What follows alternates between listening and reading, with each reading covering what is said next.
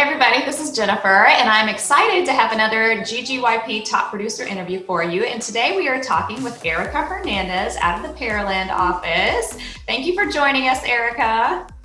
Thank you for having me. And so I want to talk a little bit about, your success in real estate. But one thing we were chatting about before is we were both teachers before we got into real estate. And I really think that helped me when it comes to working with clients, don't you? I do. And I was sharing with you that I've been a realtor longer than I was a teacher, which is so crazy. I'm approaching my 5-year anniversary. I can't see myself doing anything else. I mean, everything that I learned being a teacher has really helped me in real estate. Exactly. You have to deal with tons of different personalities.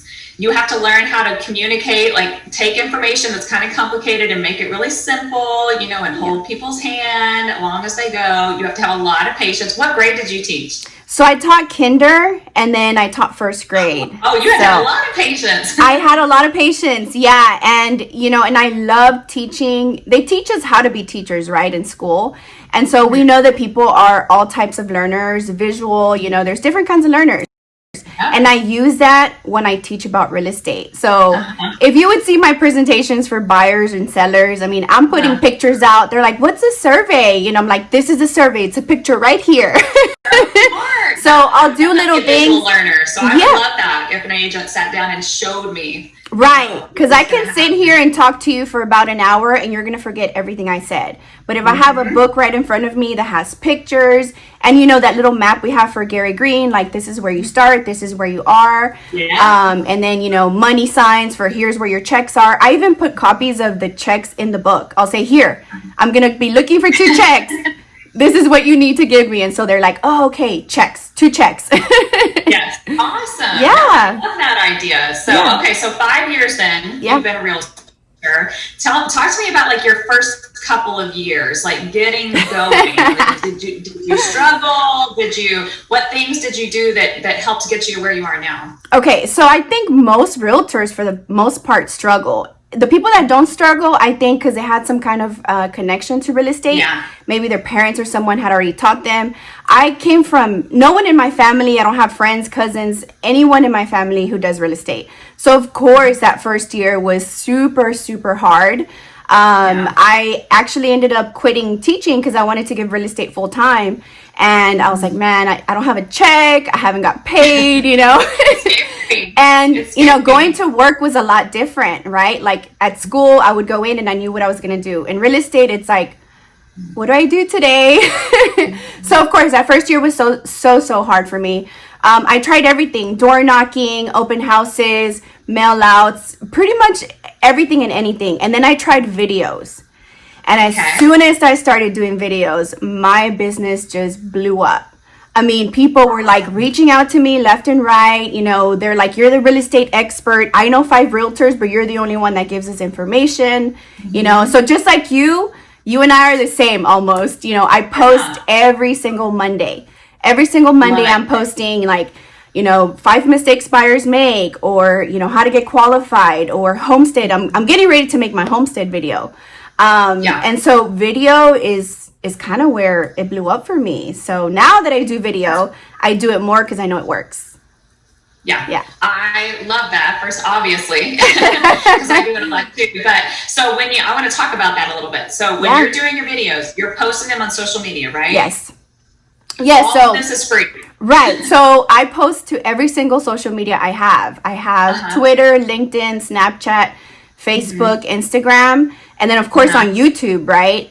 So the consistency I think is the hardest thing. And then of course being comfortable with the camera, staring at something like we are right now, like staring at the little lens to like focus and make sure that you're not doing weird stuff with your hair, or that everything's perfect.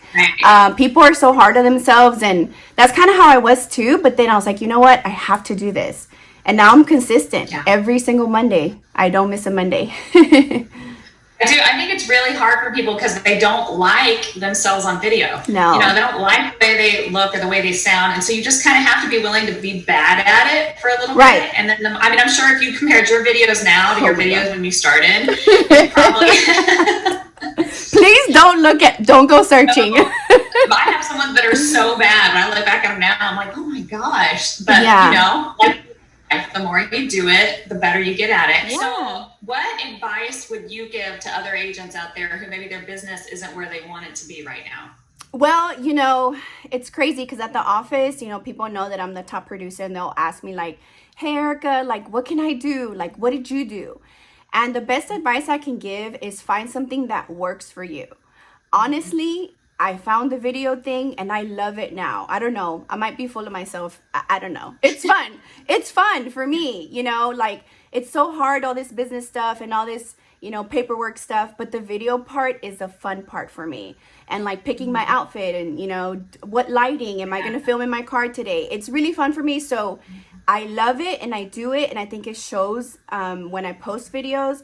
So don't do video because video is what's hot, you know, do something that you're comfortable with and you love doing.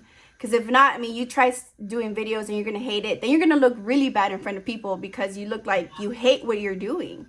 So find something that you love to do, really figure out what kind of person you are and then go with it and try everything you can and you're going to find it. You know, at the end, you'll find what works for you. Yeah, I agree. I think there's no one way to succeed in this business. Like some people kill it with open houses. Right. You know, some people kill it with videos. Some people are great at working their like you know, their sphere of friends. You know, like it doesn't. There's not a one size fits all. Yeah. Okay, so we're gonna sum it up today. Yeah. Be a good educator. Yeah. I love the visual idea, like actually showing them stuff, because you're right, that's going to help them remember. I also think, we didn't say this, but teachers are very used to a schedule. Yes. So yes. I think we're also good about, like, when we get in this job, we don't just like sit around in our yoga pants till 2 o'clock, you know? Yeah. Okay, like it's time to work, you know? Yeah. But that, and then finding something you're really good at and sharing helpful information is a great way to build your presence out there. So that's awesome. Well, thank you so much for chatting. You're welcome. All right, you tell Markeith I said hi. I will tell him you said hi. All right. Good luck this year too. Happy 2021. You're gonna kill it. I watch your videos every Monday, so keep posting them. Oh, we will. Thanks, all right. Erica. Thank you. Bye.